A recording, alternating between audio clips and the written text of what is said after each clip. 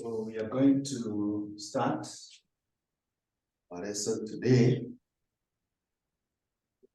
and we are going to discuss cash budget.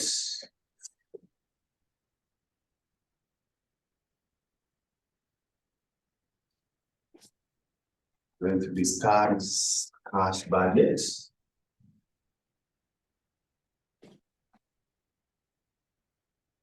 Now, cash budget is simply a statement that shows us incomes and expenses. Shows us incomes and expenses. So I want us to have a question. And we are going to start with this question.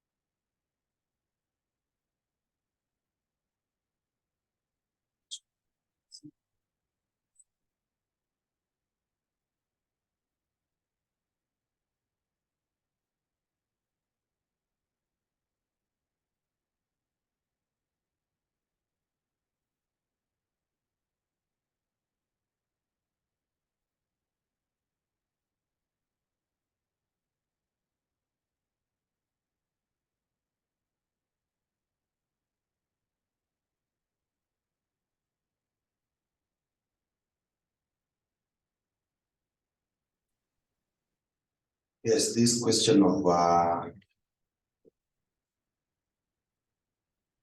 December 2021, question 4. December 2021, question 4B.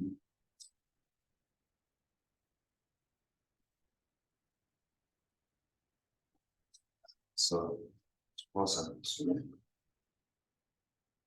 You are in charge of making forecasts and preparing budgets for Kondele Limited. You have been supplied with the following costs and revenue forecast and details of payments. Additional information: cash balance on 1st April 2022 is expected to be 90 million shillings. Period of credit allowed by suppliers averages 2 months.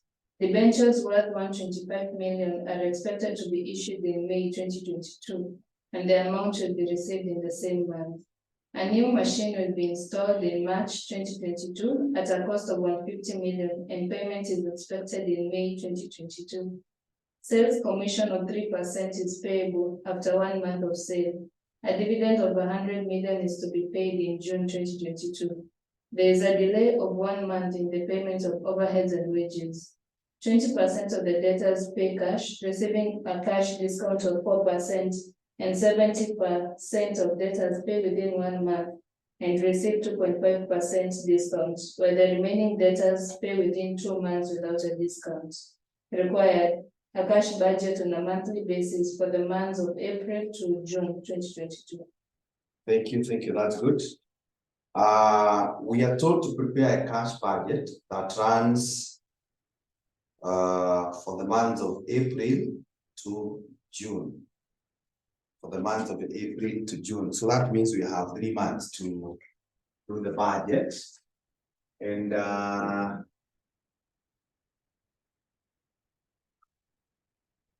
so we are going to end at June. That will be the last month. Then we have May. Then we have April. Then we have details.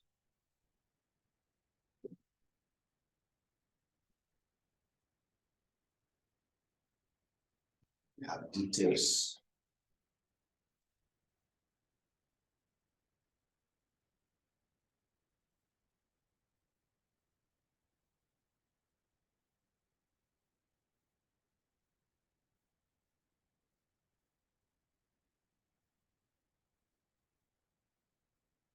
So we always begin with the receipts. Here, receipts. So in the receipts, you identify the items that are bringing money in. Items that are bringing money in. So tukianzia kwa additional information, information 1, 2, do not have money in, but you can see information 3 is talking of debentures. 125 is expected to be issued in May 2022, and the amount will be received in the month, the same month. So let's start with that. Look at debentures. Debentures is an item that will bring money, and we are told it is 125 million. So we can work with millions, even the figures that will be up there. So in that case, it is going to be issued in May. So kuja hapa wadike 125. 125. Information 4 is not cash in. 5 the same, 6 the same, 7 the same. But 8 is talking about debtors. So those are sales. So sales here, sales, we are told that 2% of the debtors pay cash, receiving a discount of 4%. So there is the 2%. Oh, 20%. Okay, thank you. 20% pay cash, receiving a cash discount of 4%, and 70% pay within 2 months. And 70% pay within 1 month. So there is 70%, and there is also 10%. The balance, those will remain, and the remaining. So what we are going to do, come here on the first line, we give 20%. So 20%, they will pay within 1 month, or they pay cash. So tukienda April, April sales ni 350,000. So give me 20% of 350,000.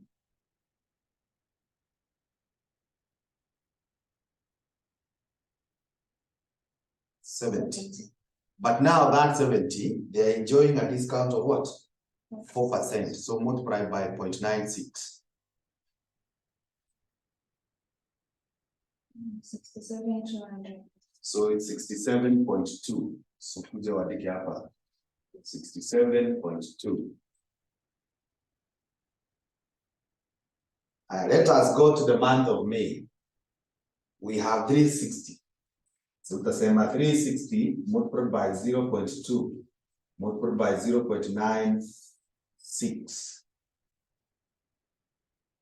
69.12. 69.12. We do the same with June, or it's the same figure. So 69.12. Let us go to 70%. 70%. Now 70%, we are told they pay within 1 month. So if you are paying within one month, na umeuziwa April, will you pay in May ama April? If you are paying within 1 month.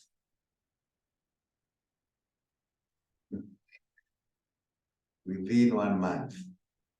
So within 1 month, it is that month. Yeah. So it is taken to be within that month. So it's still going to be at April. Yeah. After 1 month, ndio unaenda May. Yeah. So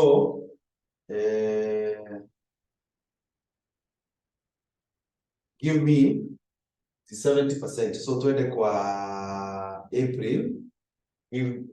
Utachukua 350 multiplied by 0.7.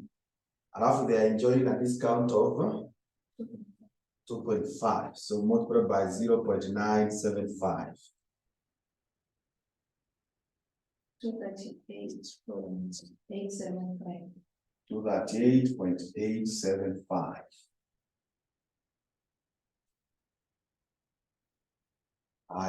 The next one is you do the same. 360 times 0.7 times 0.975.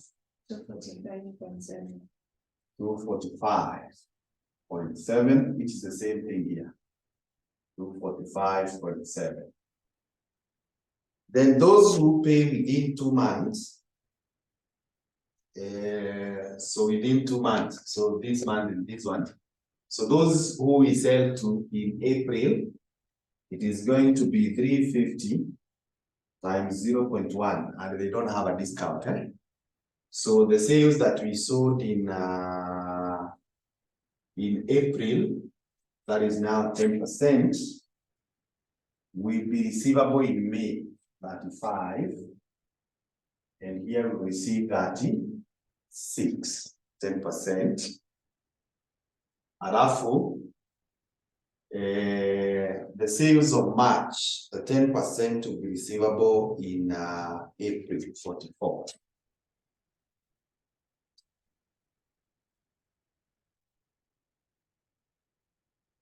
So those are the only items that were bringing cash in. So at that point, sasa hii budget tunaifunga hapa. And the amount, you call it total receipts. Total receipts. And you call it A. Total receipts. You call it A.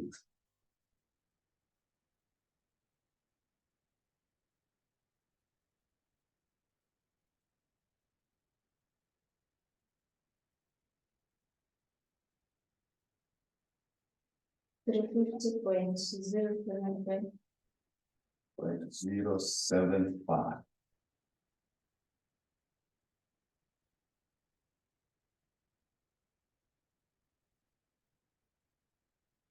$474.82. 82.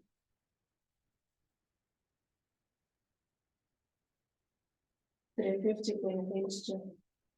350.82.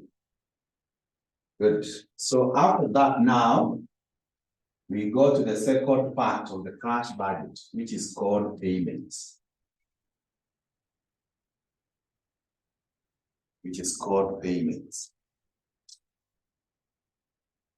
So payments, again, we do for the items that are taking money away. And is advisable again, you go by the additional information first. Tukiangalia information 1, you are in a shida. Information 2 is talking of creditors who averages 2 months. So if we are told 2 months, we are given a credit of 2 months. Those are the suppliers, the purchases, materials.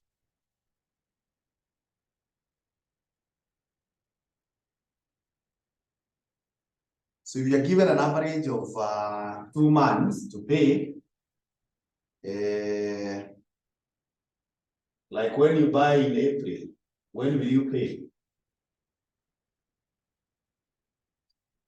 May. You will pay in May, or you will pay. This one you can interpret it in 2 ways. There are people who say you count the end of 2 months. Because not saying within. Naona hii ingine ilikuwa inasema within. Yeah. So when it's within, then you must be within the 2 months. But when you say you are given 2 months, you can pay that month. So either can work. So which one do you want us to take? After 2 months or within 2 months?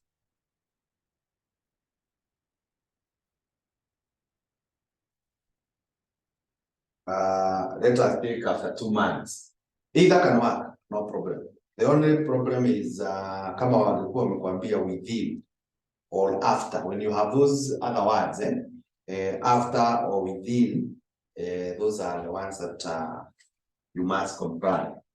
So I want us to take that the suppliers, we are paying them after 2 months because you're given an average. Remember, average can be slightly higher or lower. So those which we purchased in January will be payable in March. Those which we purchased in in February, they will be payable in what? In April. Those which we purchased in March, they will be payable in May, and so on. Okay, so I've said we can argue the 2 ways, but maybe because these are the one we have argued within 2 months, we can also take that. I'm saying both are okay. So if we take that, what was purchased in March will be payable in April. We're 135 years. 35. Haya. Hiyo ingine ni 90. The one for April will be payable in May. 90. And the one for May will be payable in June. The one for May is 67. Yeah. So that is information 2. Information 3, tumemalizana nayo. Information 4 says a new machine will be installed in March 2022 at a cost of 150 million and payment is expected in May. So machine. We have machine, it will be installed in March, but we are going to pay in May. So sasa hapa kwa May, weke 150. The month of May, 150.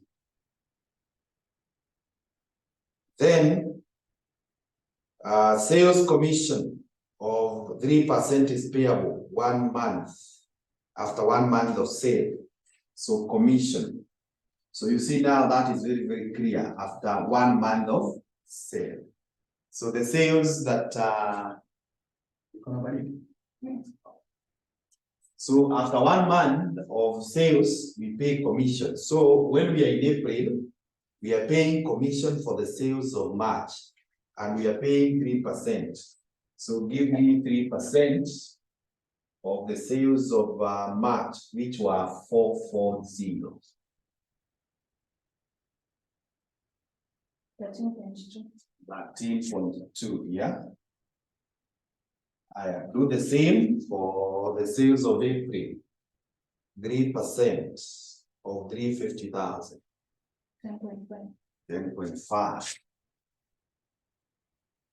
And 3% for huyo mwingine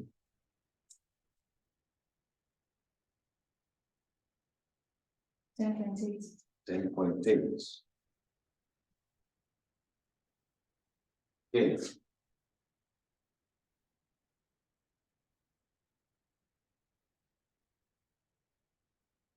A dividend of shillings 100 million is to be paid in March. So let's come to dividend. Or is to be paid in June. Dividend is to be paid in June and it's 100. So tukuje hapa tuweke 100. The next one, we are told there is a delay of 1 month in payment of overheads. So that means when you delay by 1 month, unalipa within the month or after 1 month? Okay. After, good. So let's go to overheads. We are told there is a delay of 1 month in payment of overheads and wages. So for the interest of my space, I just want to capture them as combined. But good practice requires you separate them. It requires you separate them so that you're able to see the size of each. When the auditors come, they will tell you to separate them. Sasa, because of my space hapa, nataka you combine them. Twende kwa... So tukiambiwa that we are delaying 1 month. When we are in April, we are paying overheads for March. Sasa twende kwa March, you add those 3 figures. Niambie 40 plus 27 plus 18. And wages? Wages, you can separate them. You can put it on its own. 85. 85. So those are the overheads for March, which you are paying in April. So we go to the overheads of April. 45 plus 24 plus 13. 82. 82. So tunalipa hapa May. Aya, June tunalipa hizo za May. 72. 72. Then we come to wages. Come to wages. Wages, we have in March, it was 100, which we are paying in April. 100. Huyu mwingine ni 72. Na huyu mwingine ni 54.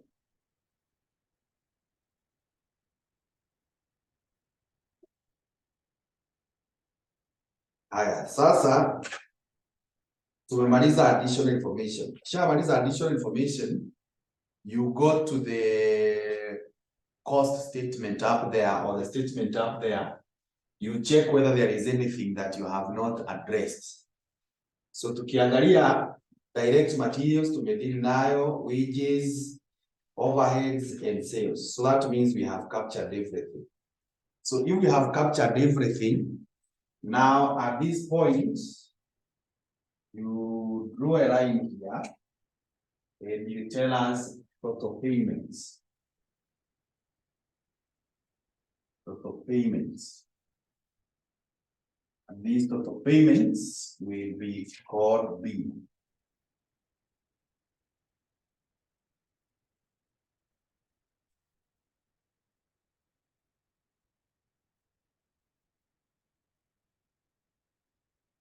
Three 3.2. 3.2.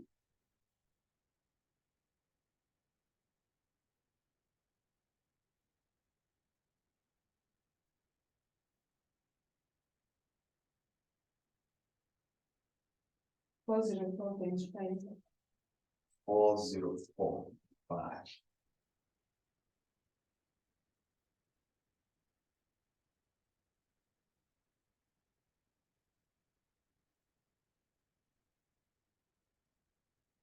Three 303.6. 303.8.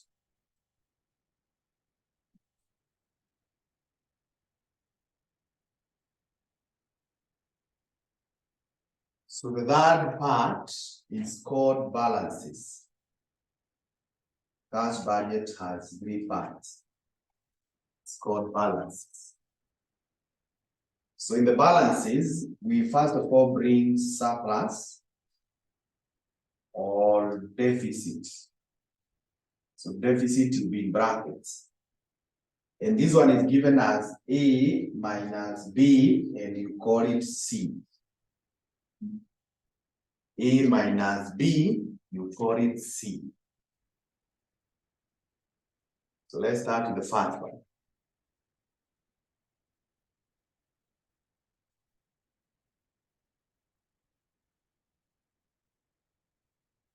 $16.875. 15.875.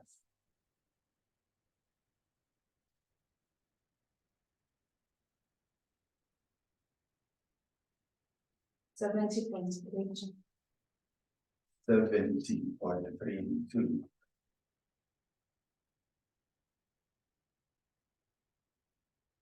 47.02. 47.02. After now you have gotten those surpluses or deficits for the specific months, you now bring what we call opening balance. Opening balance, and we call it D.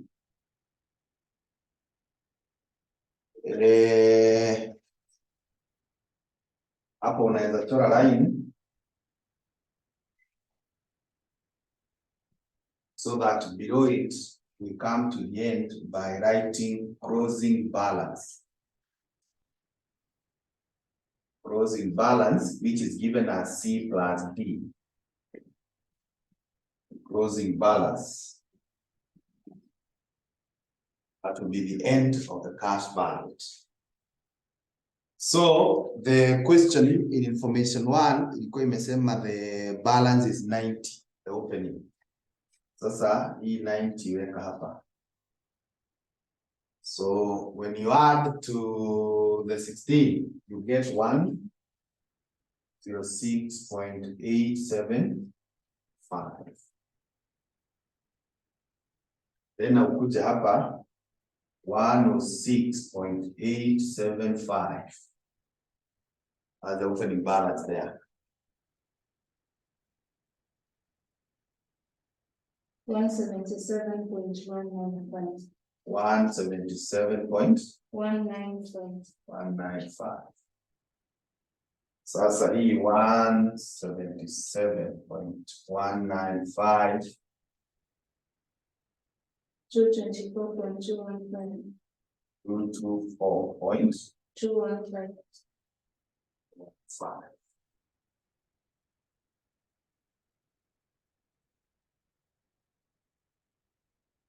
So that is how we make the cash budget.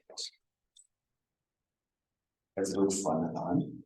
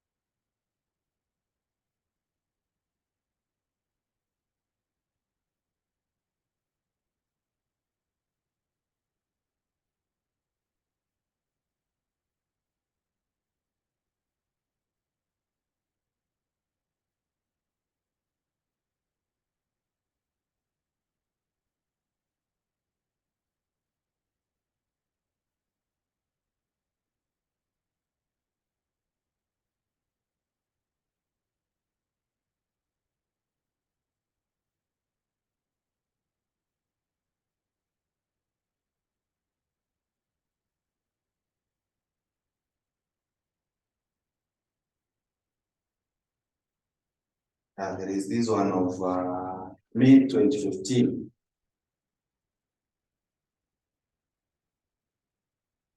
May 2015, question number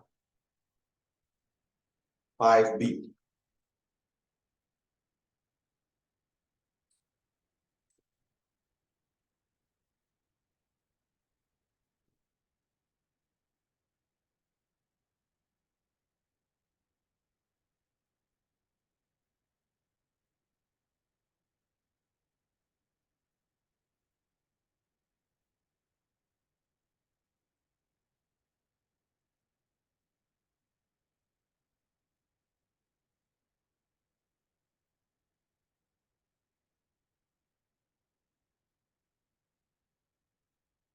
May 2015, 25B.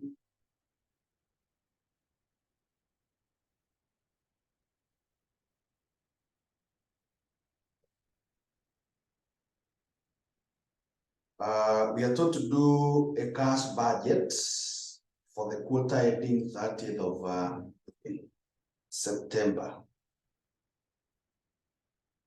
So a quarter has how many months?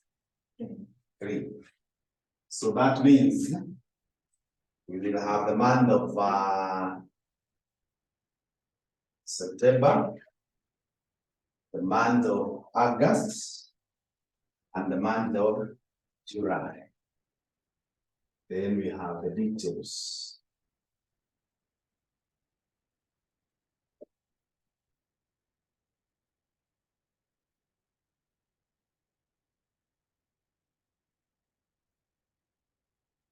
Details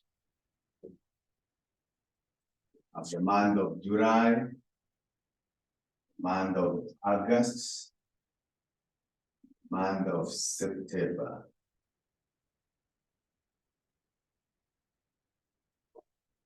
So again, we start with the receipts. Start with the receipts.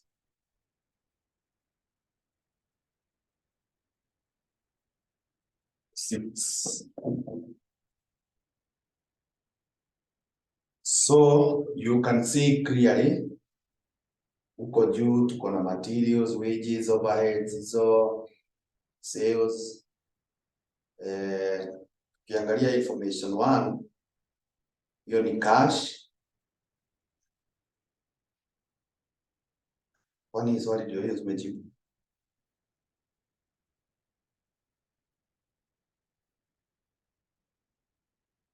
Sio hiyo? Okay, sasa hiyo hatachifu ndio hiyo. Is only as right, actually even the figures. See, so 350, 360, 360. Yeah, it's the same. So here, let me look for another one.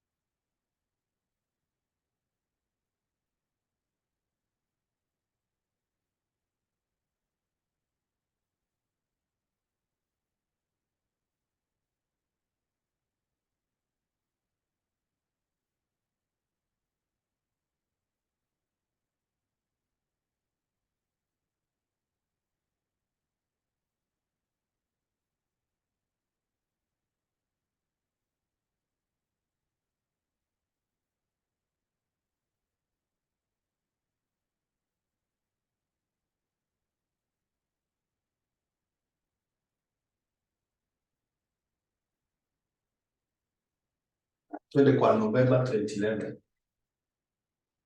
November 2011.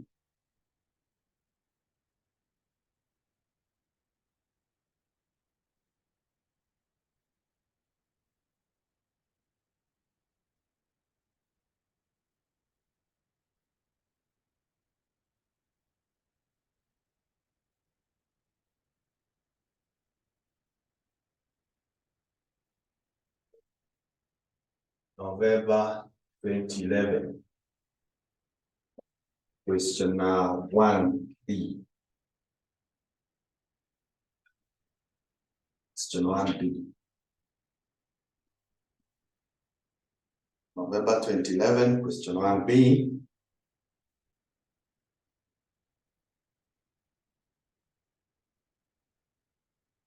So, straight on to the required, we are told to do for the quarter ending that 1st March. So that means that quarter lazima ianze wapi? January. Then tuje hapa tunaitwa Februari. Sasa hapa kuna huyu anaitwa March.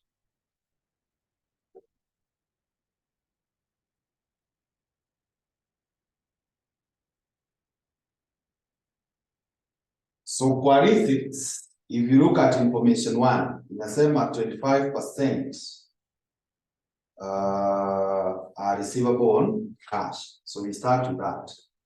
Sales. So sales, we have cash, which is 25%.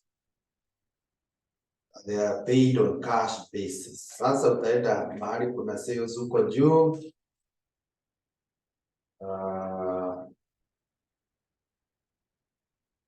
Seme 25% in the month of January, 25% of 5,200. 1,300. Then you do the same.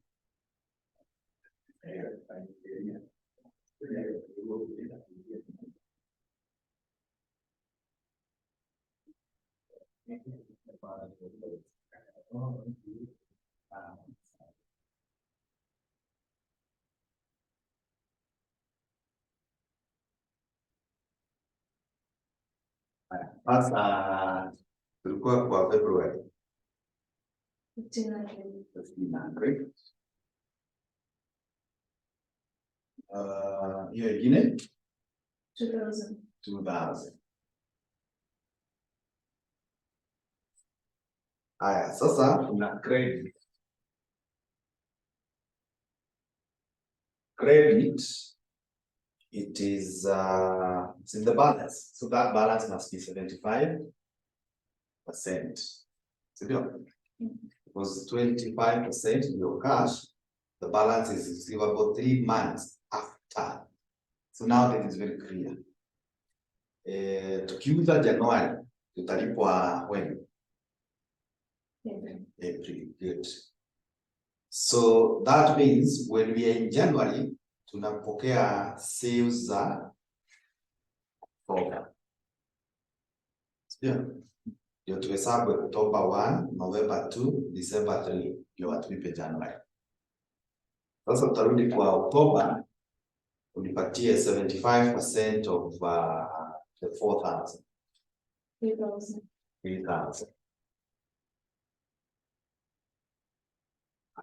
Then 75% of 5,000.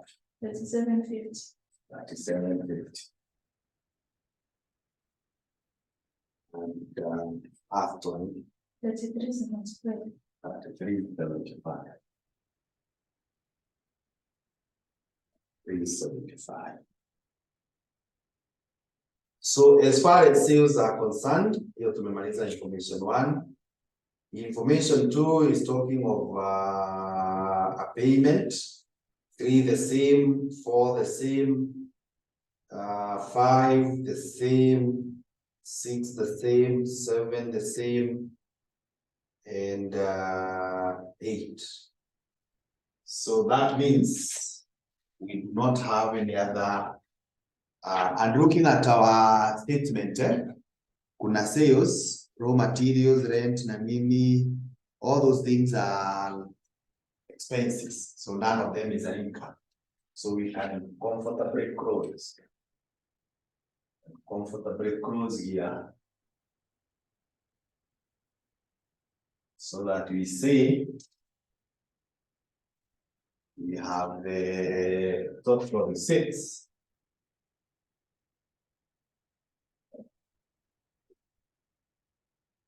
Which we are calling A. This should be for 300. This should be 5250 and 5375. 5375. Haya, twende kwa payments.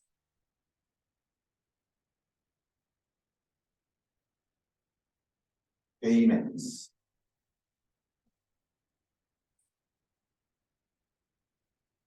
Now, in regard to payments,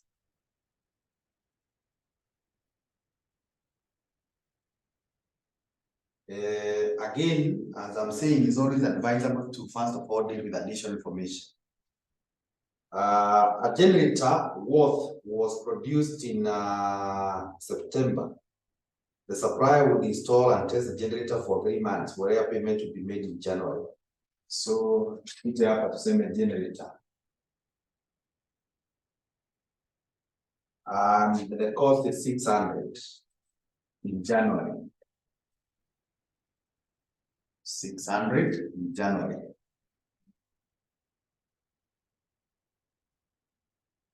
Payment for raw materials is made to suppliers 2 months after delivery. 2 months after delivery. So that means when we receive them in January, March. And what you can see, the question here has given us what we call raw materials used. So in this case, we need to draw a raw materials account. Materials account. And because we are told we are paying after 2 months of delivery. So when we be in March, talipa za January. When we'll be in February, talipa za December. Na tukiwa January, talipa za November. So we need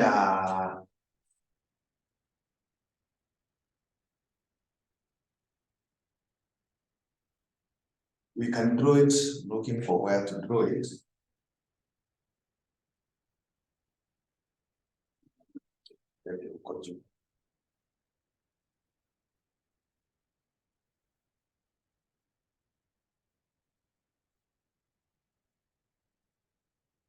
So you can either draw it as a T account, or as a purchases account.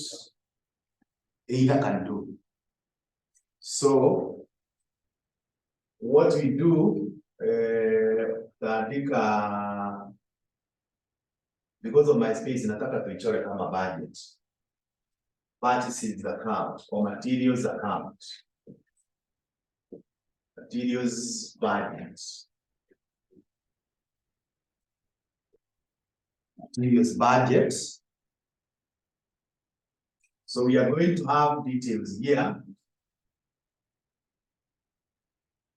And details, we will be having used. You add closing, you less opening, you get purchased.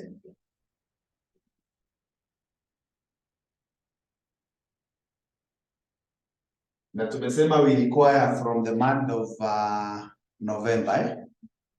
Yeah. So we have November.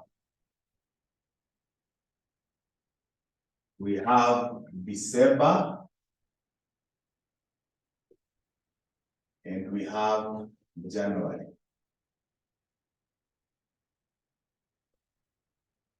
So the materials budget. And nimesema you can either draw it also as an account, purchases account. So for the 3 months in November, the raw materials used zilikuwa 1200. December tukakuwa na 800. Na huyu mwingine tukakuwa na 2500. Closing stock. Wende uko chini. In November, the closing stock is 280. In December, it is 120 and 640. Then as we said yesterday, the closing today, the opening tomorrow. So the opening of November must have been the closing of October. So sasa hii tutasema 150. Then this week, the closing November becomes opening December. The 120 closing December opens January.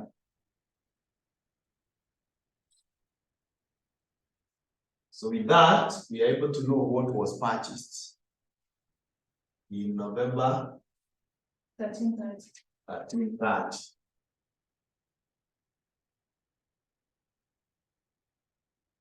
640. 640. 3020. 3020. So tukuja hapa tuseme materials.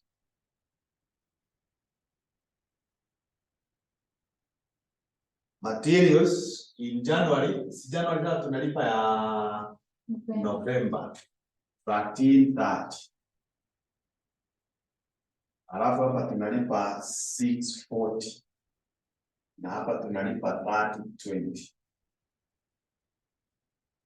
3020. Information 3, information 4 inasema a dividend of 900 will be paid in December. So dividend. A dividend of what? Of 900 will be paid in December. Now that one is it's not affecting us, eh? Okay. So mine now wrap. That's I have to see whether you cancel and it's yours. Rent for 3 months is payable in advance the first day of each quarter. So the first day of quarter is January. So you must come here and talk of rent for 3 months. So rent is 200. So 3 months that was 600. Eh?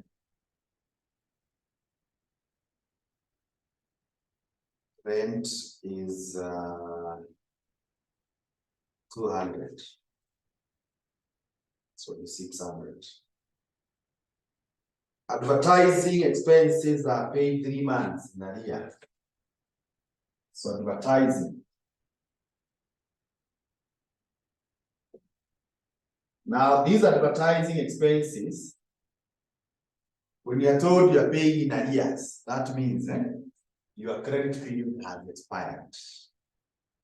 When you are in arrears, the credit period has expired. And therefore, that means you are paying the 4th month. You're paying the 4th month because the credit period is 3 months. Sasa, tutaenda kwa advertising expenses.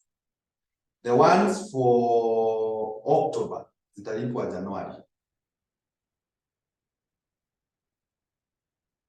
Is that okay? Yeah, so October advert is 300. February advert is 320. That is the one for November, which we are paying in February. Then December, we have 240.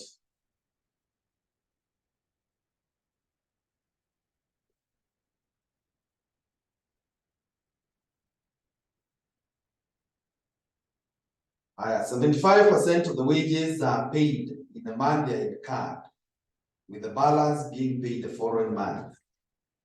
So tukikuja hapa for the wages, imegawanywa into 2. We have 75% and we have 25%.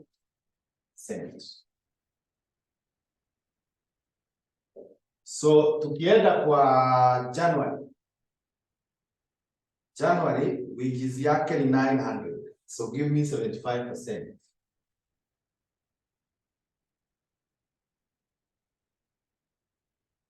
675.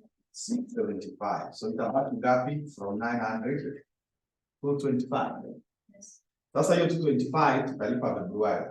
Iweke hapa kwa 25%. Twende Februari. Februari it is wages of 1,000. So sio ni 750. So ndio hiyo ingine imebaki 250 tulipe next month. Then wages ya March is 1,200. So 75% of 1,200 is 900. So hiyo ingine italipwa April, which is not part of our budget. But sasa hapa January na hii 25 ya December. So December the wages were 880. So 25% of that. 220. 220.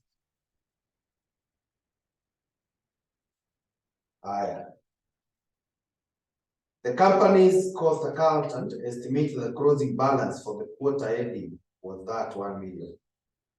So as at that point, tumemalizana na additional information. So as I've told you, you now go back to this data and check whether there is anything that you have not addressed. So tukianzia kwa sales, dealt with raw materials, rent, wages, advertising, but depreciation we have not touched. Now, depreciation together with the provision for doubtful debts, they have not been touched. But those ones are known as non-cash expenses. So the non-cash expenses, they don't appear in the cash budget. The non-cash expenses, they don't appear in cash budget because they do not involve actual movement of money. So that having been said, we proceed total expenses, net profit, closing of raw materials. So we have dealt with everything that should then come to the cash budget. So in case you find the overheads, the deviation, we should be quick to remove that. So total payments.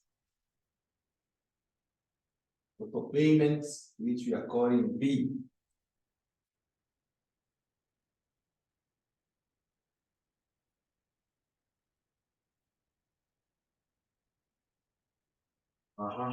In January.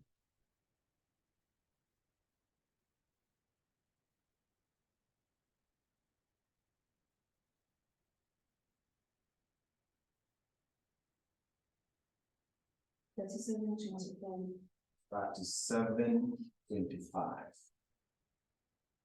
Ama hata tuje design tukipata fika tunaenda nayo. Sasa tuendelee na design hapa. So tukuja kwa balances.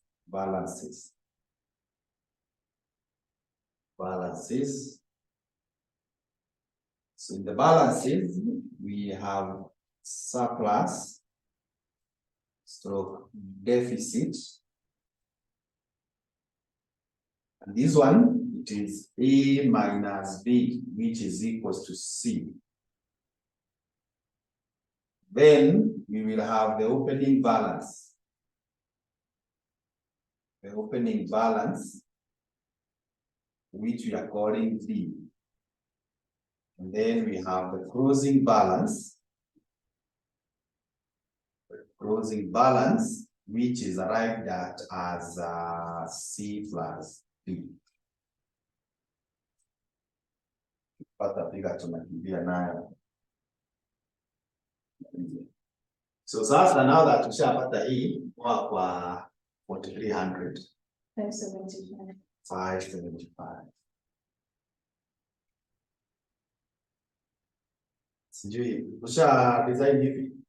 Usha hizi. Okay. Kwa nataka kuonyesha how do you deal with an overdraft.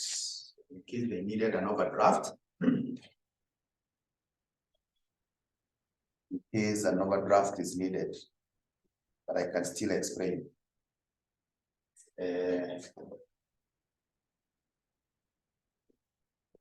We are told the closing balance for last month was 1 million, so that's 1,000. So angalia hapa hata kama hataandika. So you may be told that the policy of the company to always close their books or the month with 2,000 shares. So when you have gotten these surplus and these opening, unaona zinakuja 1575. Now this one is less than 2,000. So they must go and borrow 400 and what? 25. So sasa unakuja hapa after this opening balance unaweka overdraft. Now ukishaweka overdraft tuseme utaenda E. Now your closing balance will be C plus D plus E. Ndio tukue na hii 575 plus E 1000 plus E so that they give us what? 2000. And then overdraft huwa inalipwa the following month. So kama tunakopa, kama tuko na overdraft hapa, it will also be part of our payments. So that overdraft which you have borrowed for 425 year, ukikuja the following month inalipwa immediately. Then unakuja unapata your surplus deficit, unapata the opening the opening balance. If you find it is not or it is less than 2,000, then you borrow. But if it's more than 2,000, then you don't borrow. Now this 2,000 when it was the minimum required balance, the minimum required balance. So in case upate swali kona ka overdraft, that's how it's done. Because inakaa utapata because it's a lot one doing so that tuende kwa something else. But that's how we go about it. Sasa the closing balance now here will be 1,575. Twende kwa February sasa unipatie total payments. 1935. 1935. So hiyo 1935 ukiingoa huko kwa 5250. 3315. 3315. Let the opening which is 1575. 4890. 4890. Twende kwa March. 4410. 4410. So hiyo 4410 uking'oa na mbaki na 965. 965. 4890. 5855. 5855.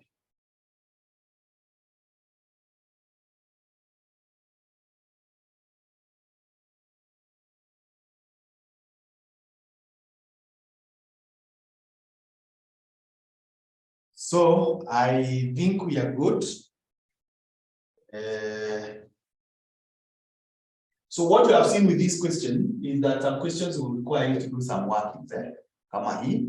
Another working that you can be required to do is the debtors schedule.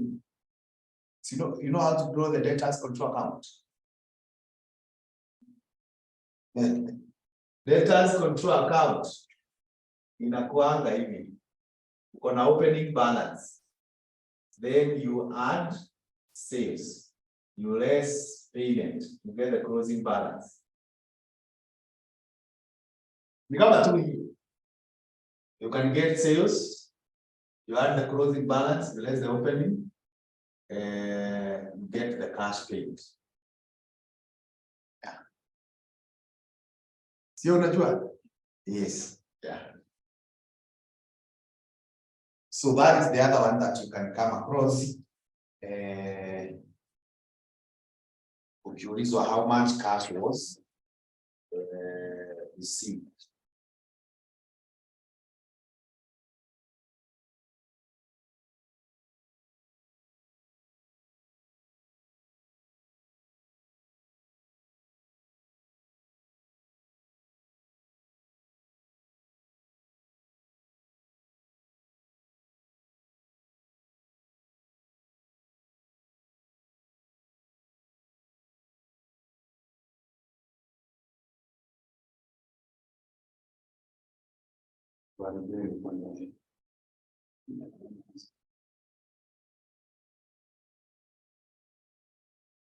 What was we proposing to the production budget?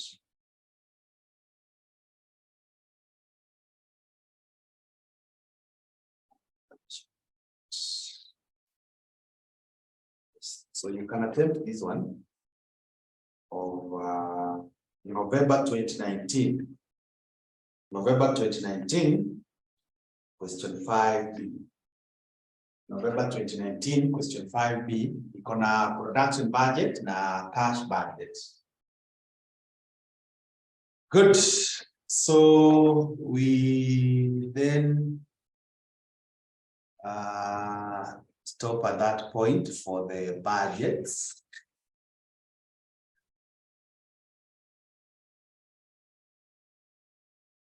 And switch to